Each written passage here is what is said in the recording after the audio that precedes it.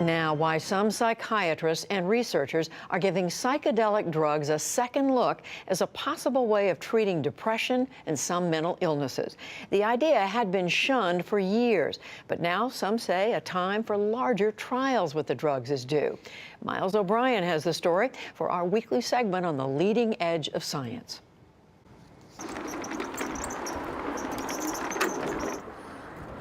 I was diagnosed with a post-traumatic stress disorder in Fort Campbell. C.J. Harden is a former Army helicopter mechanic and machine gunner who faced imminent death in Iraq, and also after he got home. The way that my emotions ran and how it felt uncontrollable, I didn't trust myself having a weapon around me because I was suicidal, very suicidal at that point. Years of pills and talk therapy failed to help his post-traumatic stress disorder. So he turned to a surprising alternative at the center of a revolution in neuroscience and medicine. So this is the MDMA that we use for the current study.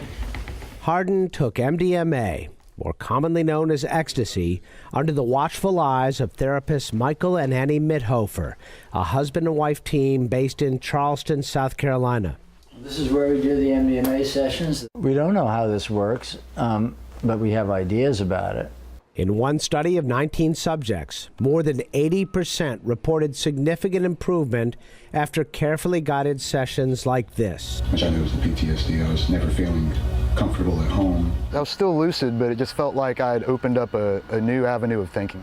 C.J. Harden says the difference for him was like night and day. I had 3 experiences at full dosage, but the effects after the first treatment were profound. I would have said a 60% reduction in my symptoms immediately. I felt a mighty change had occurred. The fact that these studies are happening at all represents a mighty change in the scientific community. A renaissance in thinking about psychedelic drugs like MDMA, LSD, and psilocybin, the drug found in magic mushrooms. Psychiatrists are really yearning to have something that works differently, that works quickly, that lasts longer, to add to their toolbox. It's really important to do that. Stephen Ross is a psychiatrist and addiction specialist at NYU Langone Medical Center. He is exploring the medical uses of psilocybin, a close cousin of LSD. He says the drugs are safe, but only in a carefully controlled setting. Can you overdose? There are no known overdoses with psilocybin. It is not known to have a toxic dose. It's considered safe physiologically. But psychologically, that's where the potential damage and danger is. And that's why these drugs in uncontrolled settings can create anxiety, they can create paranoia, they can create dangerous behavior. Skeptics say the studies are relatively small and it's extremely difficult to compare these drugs with a placebo. Concerns notwithstanding, researchers across the nation are tuning in and turning on to psychedelics a few generations after psychologist Timothy Leary unintentionally stigmatized them. In the 1960s, Leary conducted a series of valid experiments with LSD and psilocybin. But as he devolved into an infamous psychedelic poster boy, the drugs escaped the lab. In 1970, the federal government made the drugs illegal, in the same category as heroin. The mainstream medical community tapped out, even though there was a lot of data suggesting the drugs might help people with certain mental illnesses.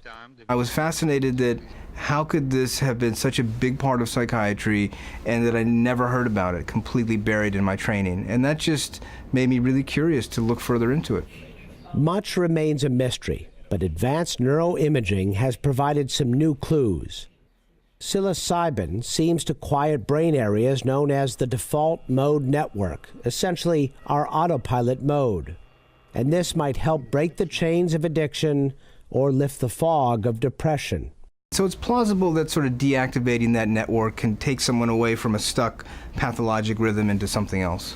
The Mithoefers are working on a similar hypothesis as they study MDMA and its effects on PTSD. They too suspect the drug helps break a cycle. We know that people with PTSD have increased activity in the amygdala, the fear center, and they have decreased activity in the prefrontal cortex. The amygdala is at the center of our brain. It is what creates our emotional reactions, pleasant and unpleasant, including sadness, anxiety, and fear. The prefrontal cortex, our executive brain, is where we temper those emotions through rational decision-making. MDMA decreases activity in the amygdala and increases activity in the prefrontal cortex. So it tamps down the negative emotions in the first place and also increases the brain's ability to keep those feelings in check. Researchers aren't sure whether the drug works by causing direct changes in brain chemistry or simply by making trauma easier to talk about and process. What we see in the sessions is that it seems to kind of bring people down from being overwhelmed by emotions, but also kind of bring them up from being numbed out or disconnected from emotions. That's when the therapeutic change happens. With both drugs, doctors use a similar approach. Dr. Ross showed me the room where he and his team conduct therapy sessions for subjects under the influence of psilocybin. We, walk over to them, give them the pill, some water, they take it, and then they'll essentially sit here for about half an hour. We'll turn the music on, the pre-selected music, give them some art books, or they'll meditate a little bit. And then after about half hour, when they're feeling something, we'll instruct them into the default position. Lie down on your back, eye shades, music, and the two therapists sit here, for many hours. In December, Ross and colleagues published a paper on the impact of psilocybin for people with severe anxiety or depression due to a grave illness. They found that a single dose of psilocybin reliably helps 60 to 80% of them feel better immediately and for as long as 6 months. Researchers at Johns Hopkins reported similar results. My name is Estelyn Walkoff, and I work as a psychotherapist. Estelyn Walkoff was a subject in the NYU study. It was as if the spirit that I had hoped to connect to was so much bigger and stronger than I had ever imagined. I was quaking in my boots. Ross and Mithofer say it's important to temper the enthusiasm. This seems to be a very powerful tool, but it is only a tool, and it's the person's own healing process and the relationships, the therapeutic relationships that support that. They're very important. I think there is the danger of people thinking of it as a magic bullet. We're following the data. We don't think that this is going to cure anything or change the world. We are focused on helping sick people and just doing more science and following the data, seeing where it leads. Both drugs may soon be put to a bigger test.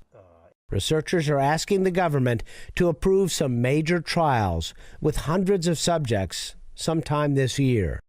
Miles O'Brien, the PBS NewsHour, New York.